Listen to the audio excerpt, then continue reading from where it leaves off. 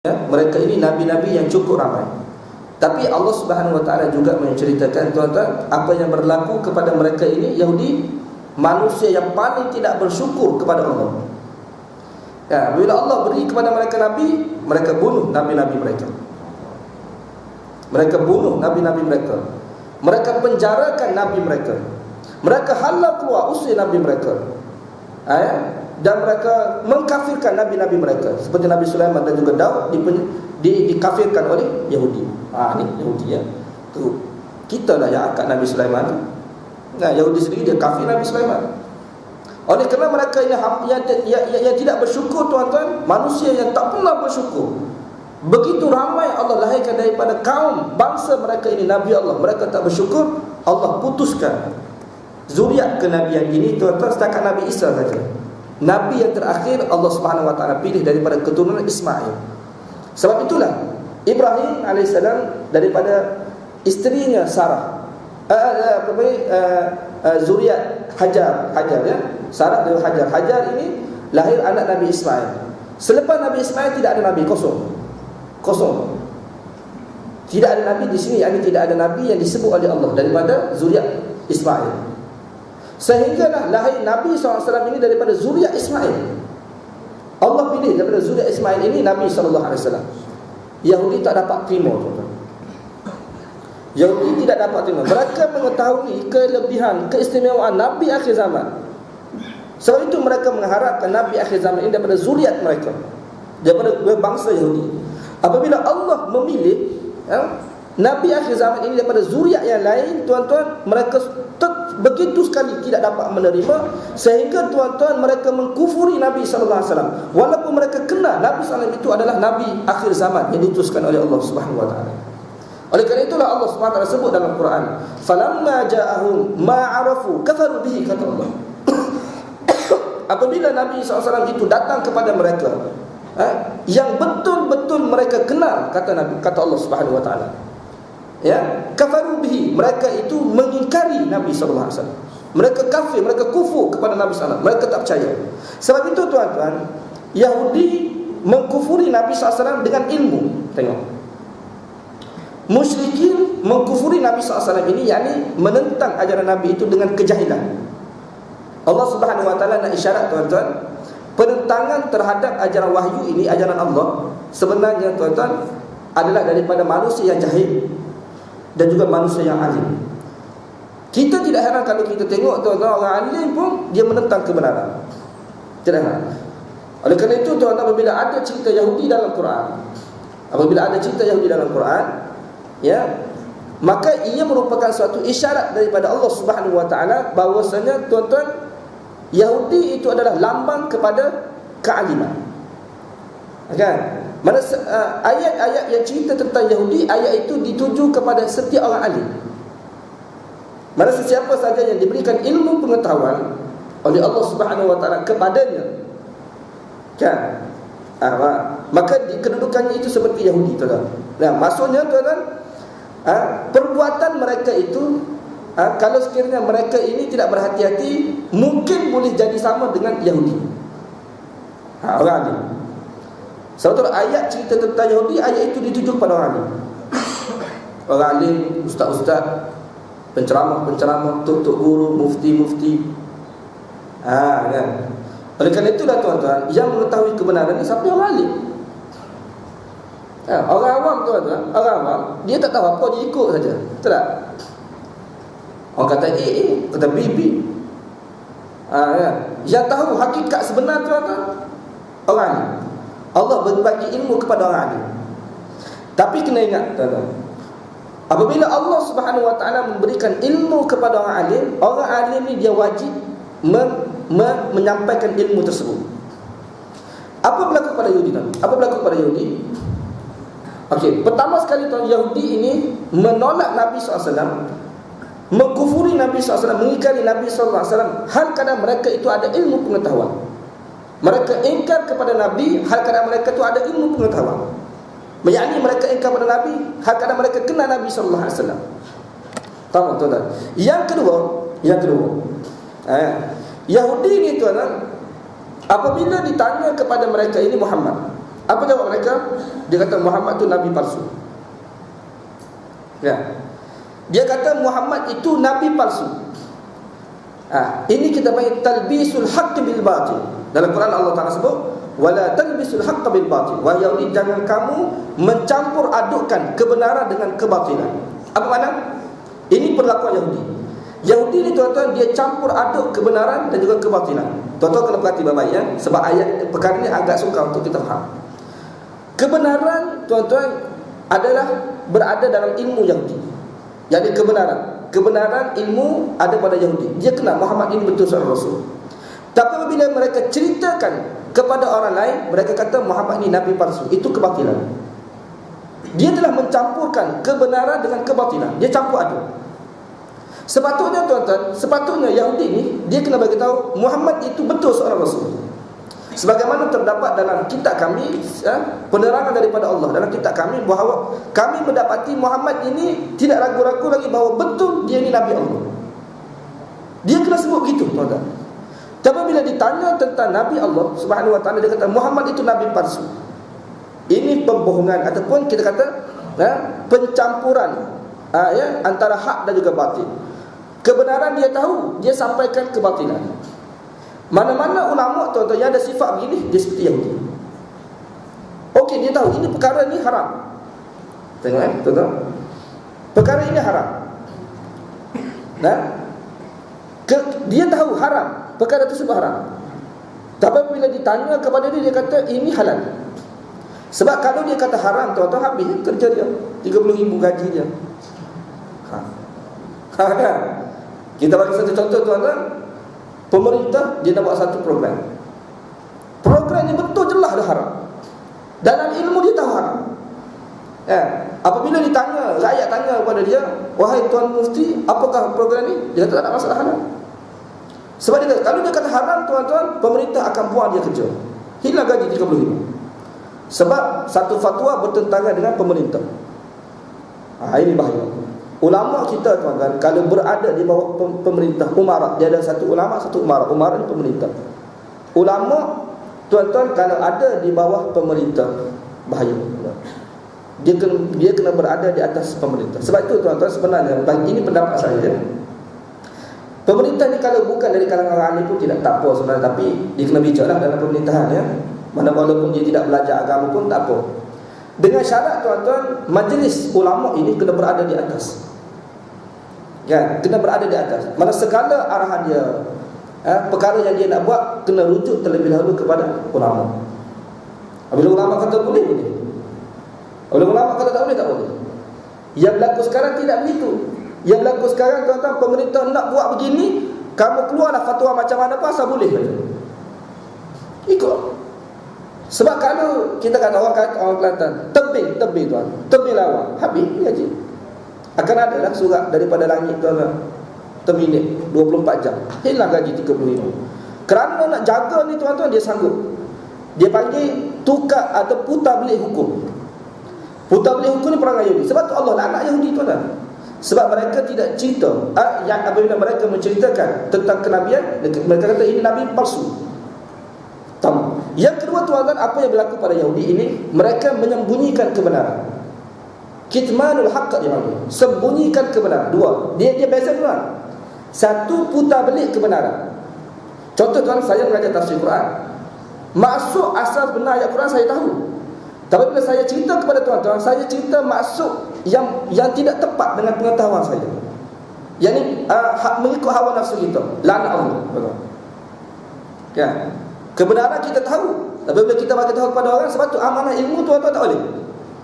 Ya. Orang alim kalau dia faham tuan-tuan, dia tidak akan buat begitu. Kan? Apabila ditanya, dia akan bagi tahu betul, ini perkara tak betul. Kalau orang buang dia kuliah, orang buang dia, tak ada masalah. Kerana tidak setuju, dia sanggup mempertahankan ilmu dia, kebenaran tersebut.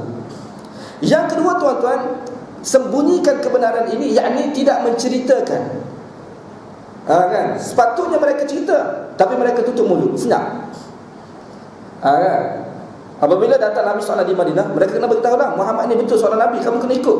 Sepatutnya kena bagi tahu begitu, tapi dia duduk senyap. Dia duduk senyap tu. Sebab kalau dia bagi tahu bahaya. Kenapa Yahudi tuan-tuan dia buat begitu? Kenapa Yahudi buat begitu? Kenapa dia buat begitu? Allah Subhanahu wa taala sebut dalam ayat lain, tuan-tuan, liyashtaru bihi thamanan qalila, kerana mereka nak menukar sesuatu dengan harga yang sedikit. Yakni mereka nak perkara-perkara dunia. Saya sudah bagi tahu tuan-tuan, Yahudi di Madinah dianggap sebagai orang alim. Apabila dianggap sebagai orang alim, tuan-tuan, maka dia ramai pengikut dan dia dapat upah daripada ilmu yang dia mengajar. Di Madinah ni dia dapat, bila dia mengajar dia dapat upah. Dan dia ada ramai pengikut-pengikut dia. Sekiranya tuan-tuan, dia bagi tahu Muhammad itu betul seorang Nabi, apa berlaku? Pengikut-pengikut akan pergi kepada Nabi SAW, akan tinggalkan dia, akan ikut Nabi lah. Dia akan hilang pengikut, pengaruh, dan dia akan hilang duit. Kerana nak jaga gaji dan duit ni tuan-tuan, dia sanggup sembunyikan, tutup mulut dia. Jangan bagi tahu Muhammad ini adalah sebagai seorang Rasulullah. Apa yang berlaku tuan? Natijah yang paling, kenapa Allah Ta'ala murka sangat kepada mereka yang menyembunyikan kebenaran ini, tuan-tuan? Kenapa Allah Ta'ala murka sangat, tuan-tuan? Sebab kerana orang alim Yahudi ini menyembunyikan kebenaran, jutaan orang-orang musyrikin ini sesat, tuan-tuan. Apa hujah musyrikin? Antara hujah musyrikin, tuan-tuan, mereka kata, kamu tengok Yahudi. Ini musyrikin. Musyrikin kata, kamu tengok Yahudi. Yahudi ni ahlul kitab. Mereka alim tentang kitab. Mereka kenal Nabi akhir zaman. Muhammad tu mereka kenal. Mereka sendiri tak ikut Muhammad. Takkan kita nak ikut Muhammad? Betul tak? Kan? Takkan kita nak ikut Muhammad? Orang yang kenal, orang yang paling alim, paling kenal Nabi akhir zaman pun tak terima Muhammad. Takkan kita nak ikut Muhammad? Ini hujah. Orang jahil tu, orang tidak ada kitab, itu hujah dia. Macam kita sekarang tu, kita tak reti baca kitab kan? Tak reti nak baca kitab tu. Apa hujah kita? Tengok ustaz lah. Ustaz buat, kalau ustaz buat bermakna boleh. Sebab tu orang alim ni bahaya tu kan? Orang alim ni bahaya sangat. Tindakan dia, perbuatan dia tu kena berjaga-jaga.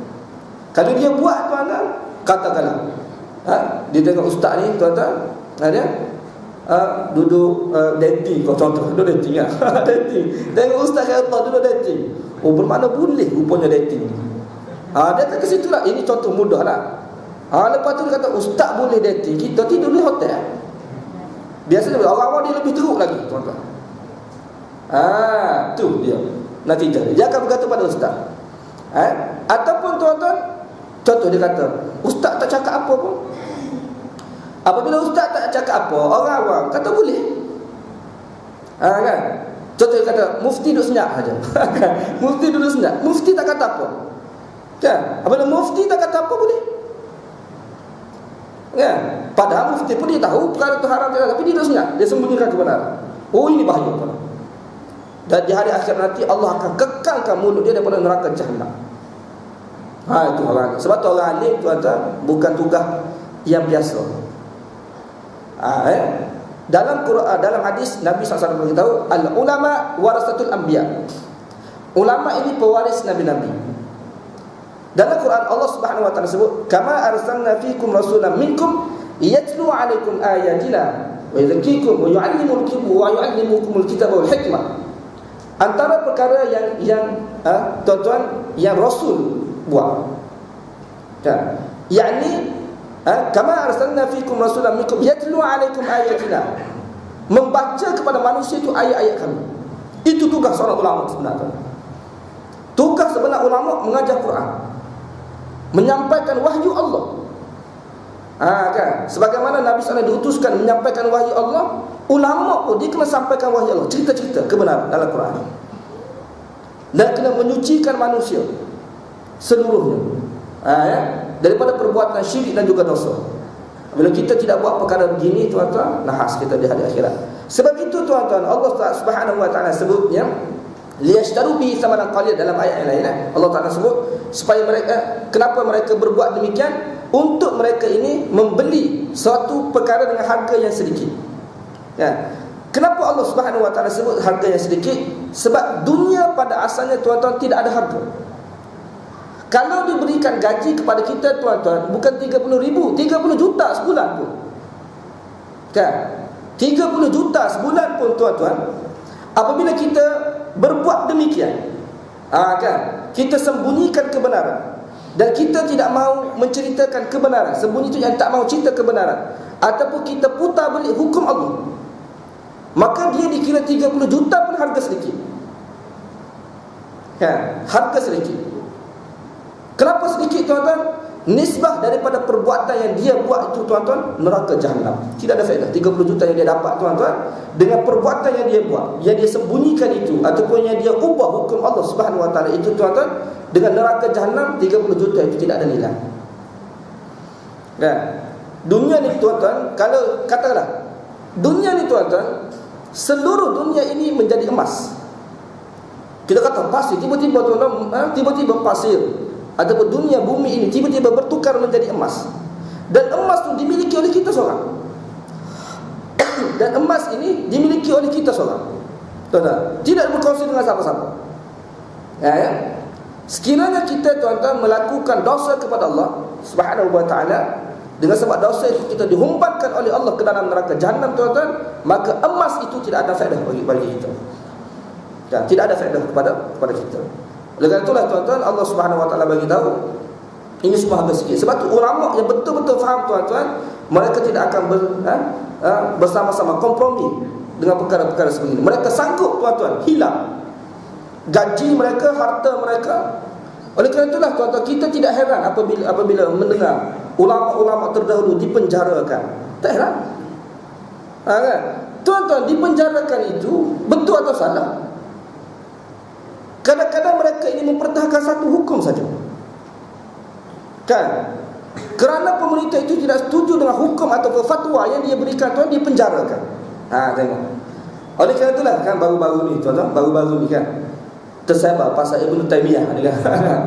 Ibnu Taimiyah ni, ni pensyarah ni, tuan-tuan, bagi tahu mana pendapat Ibnu Taimiyah ni tak boleh nak pakai, dia kata. Sebab berdasarkan pembacaan dia, kajian dia, tuan, Ibnu Taimiyah ni dalam tempoh 5 tahun ni 7 kali masuk penjara. Maknanya, tuan, dia kira-kiranya kalau masuk penjara tu salah. Betul ke hujah begitu, tuan-tuan? Tak betul. Sebab itu dalam Quran ni, tuan-tuan, Allah Subhanahu Wa Taala cerita kepada kita dalam surah Yusuf, kan, tuan-tuan, Nabi Yusuf masuk dalam penjara tu salah atau betul? Kan? Nabi Yusuf tidak melakukan sedikit pun kesalahan. Pertama. Yang kedua, tuan-tuan, nak sapik bahawa Nabi Yusuf itu tidak bersalah ni, tuan-tuan, sebenarnya orang semua sudah tahu dah, kan? Nabi Yusuf masuk penjara bukan dalam keadaan yang tidak sapik, tuan.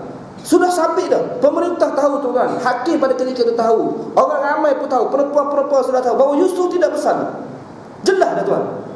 Yusuf memang tidak bersalah. Bukan seorang tahu. Kalau kita seorang tahu tidak bersalah, kan, itu lain. Ini ramai sudah tahu. Yang bersalah itu bukan Yusuf, perempuan itu bersalah. Allah Subhanahu Wa Taala ajar kepada kita, manusia ni dia boleh bersepakat, kan, untuk membuat kejahatan. Walaupun dia tahu Yusuf memang tidak bersalah, pun dia humban dalam penjara, tuan-tuan. Allah Ta'ala nak bagi tahu kepada kita, jangan kamu ingat semua yang masuk penjara itu semua salah. Tak betul, tuan-tuan.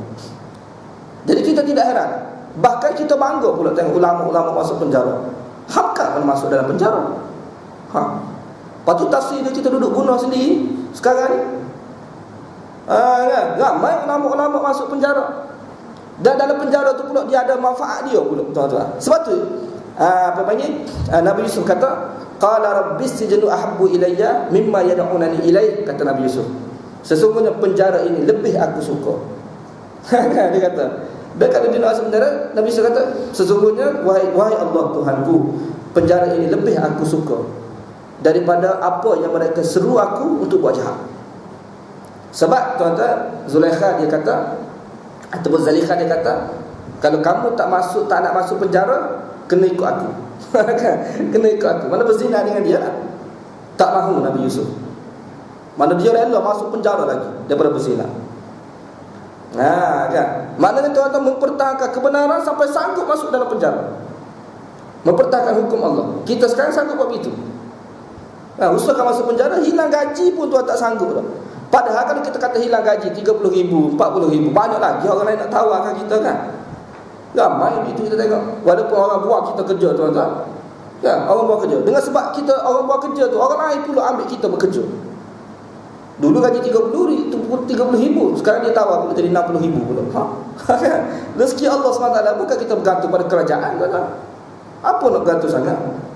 Kita bukan kerajaan bagi rezeki pada kita. Allah bagi rezeki kepada mereka, pada kerajaan. Sebab itu tuan-tuan, ini adalah panduan kita. Maknanya tuan-tuan, apabila kita tahu betul-betul kebenaran, kita kena tegakkan kebenaran. Sembunyikan kebenaran, putar belik, dia cuma putar dah. Dah jelas dah haram, dia cuma putar supaya nampak halal. Habis. Kan? Itu perbuatan siapa? Perbuatan ulama. Perbuatan alim ulama tu. Kalau mereka faham ayat pasal Yahudi ini, mereka tidak akan buat begitu, tuan-tuan. Kenapa? Sebab natijah akhir Allah sebut dalam ayat yang lain, tuan-tuan, ulaika yal'anuhumullah wa yal'anuhumul la'inun. Allah sebut mereka ini adalah dilaknat oleh Allah Subhanahu wa taala dan dilaknat oleh semua manusia. Sebab bahaya tu Yahudi ni, kenapa mereka Allah Taala laknat mereka? Sebab perbuatan mereka ni, tuan-tuan, boleh memberi kesan. Saya sebut tadi lah, ramai manusia boleh jadi sesat, tuan-tuan. Ya, orang yang berzina, tuan-tuan, apa semua dekat, dia hanya dosa dia dengan Allah Subhanahu wa taala saja. Dan selama mana dia melakukan zina, selama itulah dia berdosa. Tapi kalau ulama ni, tuan-tuan, seorang ulama ni, dia boleh menyesalkan jutaan manusia, tuan-tuan. Sebab tu kalau dia tidak betul-betul dengan ilmu dia, tuan-tuan, dosa yang diperoleh oleh manusia, dari rakyat ni, tuan, ditanggung oleh dia. Sebab itu orang adil ni, tuan-tuan, dia sanggup mati untuk mempertahankan fatwa dia, dan Allah kira mati syahid, tuan-tuan. Orang alim ni kalau dia mempertahankan ilmu ni, seperti berperang pada jalan Allah Subhanahu wa taala juga, tuan-tuan.